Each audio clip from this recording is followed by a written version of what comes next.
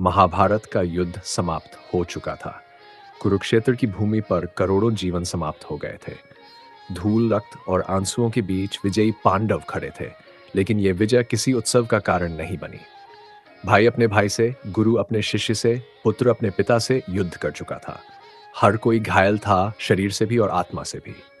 पांडवों ने हस्तिनापुर का शासन संभाला। युधिष्ठिर बने राजा धर्मराज। परंतु उनके मन में हमेशा यह सवाल बना रहा, क्या ये युद्ध आवश्यक था? क्या हम धर्म की रक्षा कर पाए या सिर्फ प्रतिशोध का खेल खेला? भीष्म पितामह की मृत्युशैया पर अ, जब उन्होंने युधिष्ठिर को राजनीति, नीति, धर्म और कर्तव्य का उपदेश दिया, तब जाकर युधिष्ठिर को थोड़ी शांति मिली। राज्य का संचालन प्रारंभ हुआ। युधिष्ठिर ने धर्म और न्याय के अनुसार शासन चलाया। भीम, अर्जुन, नकुल और सहदेव सभी पांडव अपने अपने कार्य में जुट गए। अर्जुन सीमाओं की रक्षा करने लगे, भीम न्याय और व्यवस्था को सुदृढ़ करने में लगे, नकुल और सहदेव ने जनता की आवश्यकताओं और कृषि व्यवस्था पर ध्यान दिया। परंतु यह सुख अधिक दिन नहीं चला। युद्ध की विभीषिका और परिजनों की यादें उनके हृदय में गहराई से बैठ चुकी थीं। माता कुंती, जिन्होंने अपने पुत्रों को युद्ध में आगे बढ़ते देखा था, उन्होंने कुछ समय पश्चात संन्यास ले लिया और वन में जाकर प्राण त्याग दिए। इसी समय द्वारका में श्री कृष्ण भी एक नई चुनौती का सामना कर रहे थे। यदुवंश में आपसी कलह प्रारंभ हो चुका था। यदुवंश का अंत हुआ। श्री कृष्ण ने एक पीपल के नीचे विश्राम किया और वहीं एक बहेली के तीर से उनका पार्थिव शरीर समाप्त हुआ। परंतु यह एक वल्लीला का समापन था। कृष्ण ने समय के चक्र को मोड़ा और कलयुग का आरंभ हुआ। इधर हस्तिनापुर में एक नन्हाजी वन आशा की तरह ले रहा, अभिमन्यु और उत्तरा का पुत्र। लेकिन जब अश्वत्थामा ने ब्रह्मास्त्र का प्रयोग कर उस अजन्मे शिशु को मारना चाहा, तब श्री कृष्ण ने अपने दिव्य तेज से उसे पुनर्जीवित किया। यही था परीक्षित। कुछ वर्षों बाद युधिष्ठिर ने यह अनुभव किया कि उनका समय अब पूर्ण हो चुका है। उन्होंने हस्तिनापुर का राज्य परीक्षित को सौंपने का निर्णय लिया। पांडवों ने सब कुछ त्याग दिया, महलों, वस्त्रों, रत्नों और संबंधों को। उन्होंने महाप्रस्थान की यात्रा आरंभ की, स्वर्ग की ओर, हिमालय के कठिन मार्गों से होकर।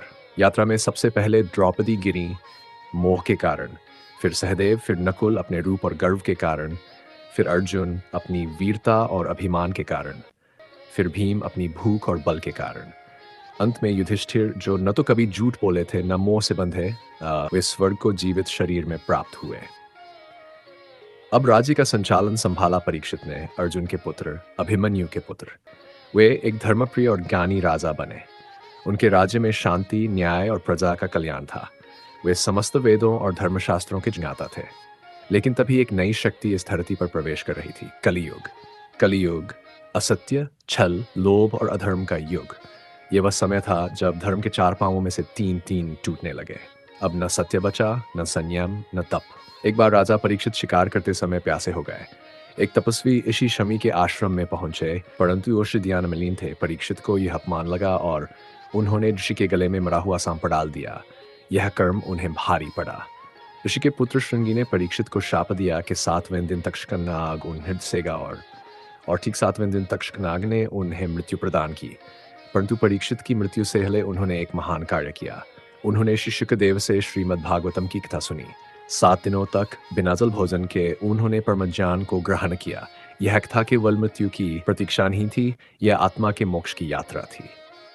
राजा परीक्षित के पुत्र जन्मेजय ने सिंहासन संभाला। उन्होंने अपने पिता की मृत्यु का प्रतिशोध लेने के लिए सर्पशस्त्र नामक यज्ञ किया, जिसमें समस्त नागों को आहुति दी जा रही थी।